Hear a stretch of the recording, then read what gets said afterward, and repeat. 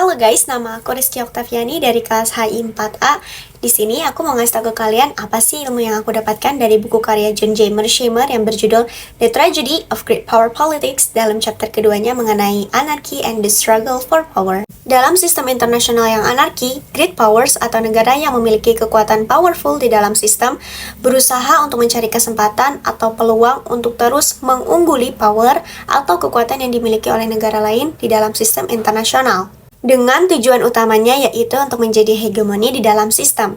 Pandangan ini biasanya kita kenal dengan sebutan realisme ofensif. So, why state pursue power? Bagi Mearsheimer, negara bertindak demikian karena setiap negara juga melakukan hal yang sama di dalam sistem internasional. Sebuah sistem memaksakan suatu negara untuk bertindak hal serupa seperti yang dilakukan oleh negara lainnya. Bagi Mearsheimer, struktur sistem internasional menyebabkan negara di dalamnya berpikir dan bertindak ofensif serta ingin menjadi hegemoni. Berbeda dengan klaim yang Morgenthau buat bahwa negara-negara selalu berperilaku agresif karena mereka memiliki keinginan untuk berkuasa yang tertanam di dalam diri mereka. Sebaliknya, Mearsheimer berasumsi bahwa motif utama di balik perilaku negara great powers adalah untuk bertahan hidup. Namun, dalam sistem yang anarki, keinginan untuk bertahan hidup atau survival mendorong negara untuk berperilaku agresif. In the other hand, there are 5 assumptions to answer this question. Number 1, sistem internasional yang anarki. Anarki adalah keadaan di mana negara-negara independen yang berada di dalam sistem tidak memiliki suatu otoritas pusat untuk mengatur mereka dalam international systems. So, there is no government over governments. Tidak ada badan penguasa yang lebih tinggi di dalam sistem internasional. Karena tidak ada yang mengatur, jadi tahu kan situasinya akan bagaimana? Nomor 2. Setiap negara mampu untuk melakukan tindakan ofensif karena mereka memiliki capability dalam segi militernya untuk menjadi ofensif terhadap negara lain. Jadi, there is a chance to harm and destroy each other country. Yang ketiga, states can never be certain about other states' interests. Suatu negara tidak bisa memastikan niat dari negara lainnya dalam sistem internasional. Kita nggak bisa nih untuk memprediksi suatu negara untuk tidak menggunakan kekuatannya untuk menyerang negara lain. Hal ini akan menyebabkan uncertainty di antara negara yang menjadikannya curiga satu sama lainnya. Jadi, suatu negara tidak mampu memastikan negara lainnya untuk tidak memiliki niatan atau keinginan ofensif yang sejalan dengan kemampuan yang dimiliki negaranya terhadap negara lain. Number 4. Survival is the primary goals of great powers. Negara berusaha untuk mempertahankan integritas teritorial dan otonomi tatanan politik domestik mereka. Untuk mewujudkan hal tersebut, negara harus terlebih dahulu bisa survive, merasa aman dan tidak terancam. Oleh karena itu, negara harus mampu memperkuat kekuatannya di dalam sistem internasional dengan tujuan utamanya yaitu mendapatkan keamanan, di mana mereka mampu untuk survive. Sehingga, negara mampu untuk melanjutkan agenda atau tujuan lainnya yang ingin dicapai. Yang terakhir adalah great powers are rational actors. Mereka adalah aktor utama di dalam sistem yang bertindak secara rasional. Negara berpikir secara strategis tentang bagaimana caranya untuk bertahan di dalam sistem yang anarki, di mana setiap negara bertindak secara kompetitif untuk mempertahankan diri dengan mencari kekuatan. State behavior juga akan mempengaruhi bagaimana negara lain bertindak di dalam sistem, juga mempengaruhi strategi suatu negara untuk bertindak atau membuat kebijakan dalam rangka secure its nation atau mempertahankan negaranya. Berbicara mengenai state behavior, menurut Mearsheimer, great powers saling merasa takut satu sama lain.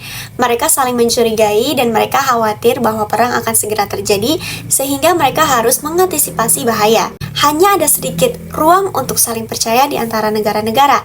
Tentu saja, tingkat ketakutan bervariasi dan mempunyai reaksi yang berbeda bagi setiap negara. Namun, keresahan ini tidak dapat dianggap sebagai hal yang sepele. Dari sudut pandang great powers, semua kekuatan besar lainnya adalah musuh potensial. Dasar dari ketakutan ini menyebabkan negara di sistem internasional memiliki kemampuan untuk menyerang satu sama lain dan mungkin memiliki motif untuk melakukannya. Selanjutnya, aku akan membahas mengenai sifat self-help negara di dalam sistem internasional. Negara-negara dalam sistem internasional juga bertujuan untuk menjamin keberlangsungan hidup mereka sendiri. Karena negara lain merupakan ancaman potensial dan tidak ada otoritas yang lebih tinggi yang akan datang untuk menyelamatkan mereka, maka dari itu negara tidak dapat bergantung pada negara lain untuk keamanan mereka sendiri. Setiap negara cenderung melihat dirinya rentan dan sendirian. Hal ini menyebabkan suatu negara beraliansi dengan negara lainnya dalam rangka menjamin keberlangsungan hidupnya sendiri, melindungi negaranya dari ancaman yang dimana menjadi ancaman bersama bagi negara aliansinya. Negara-negara yang beroperasi di dalam sistem internasional selalu bertindak sesuai dengan kepentingan mereka sendiri dan tidak menundukkan kepentingan mereka pada kepentingan negara lain. Khawatir akan niat utama negara-negara lain dan sadar bahwa mereka beroperasi dalam sistem internasional yang mementingkan diri sendiri atau self-help, negara-negara dengan cepat memahami bahwa cara terbaik untuk memastikan keberlangsungan hidup mereka adalah dengan menjadi negara yang paling kuat dalam sistem tersebut. Semakin kuat sebuah negara terhadap saingan-saingan potensialnya, semakin kecil kemungkinan saingan-saingan tersebut akan menyerangnya dan mengancam keberlangsungan hidupnya di dalam sistem internasional. Negara-negara yang lebih lemah akan berpikir dua kali untuk menyerang negara yang lebih kuat karena negara yang lebih lemah kemungkinan besar akan mengalami kekalahan militer. Situasi yang ideal adalah menjadi hegemon dalam sistem. Seperti yang dikatakan Immanuel Kant, adalah keinginan setiap negara atau penguasanya untuk mencapai kondisi perdamaian abadi dengan menaklukkan seluruh dunia jika hal itu memungkinkan. Dengan menjadi hegemon, keberlangsungan hidup kemudian akan terjamin. Akibatnya, negara-negara sangat memperhatikan bagaimana kekuasaan didistribusikan di antara mereka dan negara melakukan upaya khusus untuk memaksimalkan bagian mereka dari kekuasaan dunia. Eits, tapi apakah kalian tahu, tidak selamanya negara-negara dengan kekuatan besar mau mengambil tindakan ofensif loh. Memang, negara-negara cenderung mencari peluang untuk mendapatkan lebih banyak kekuasaan. Namun, great powers tidak selalu dapat bertindak sesuai dengan niat ofensif mereka. Mengapa demikian? Karena tidak semua keinginan dapat dicapai atau diinginkan oleh negara.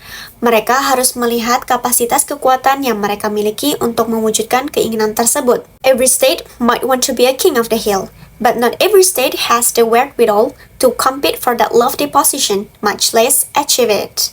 Banyak hal bergantung pada bagaimana kekuatan militer didistribusikan di antara kekuatan-kekuatan besar. Sebuah negara dengan kekuatan besar yang memiliki keunggulan kekuatan cenderung berperilaku lebih agresif karena memiliki kemampuan serta insentif untuk melakukannya. Sebaliknya, negara-negara besar yang menghadapi lawan yang kuat akan cenderung tidak mempertimbangkan tindakan ofensif dan lebih mementingkan untuk mempertahankan keseimbangan kekuatan yang ada dari ancaman lawan yang lebih kuat.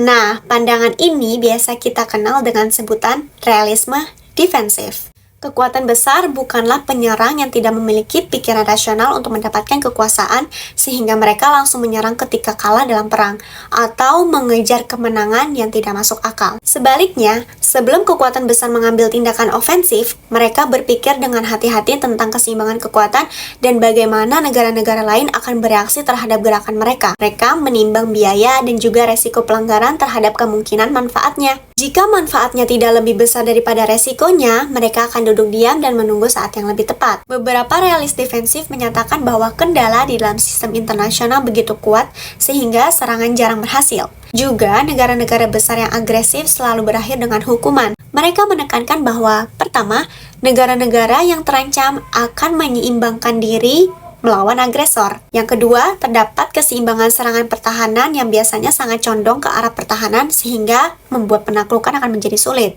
Oleh karena itu, negara-negara besar harus puas dengan keseimbangan kekuatan yang ada dan tidak mencoba mengubahnya dengan paksa.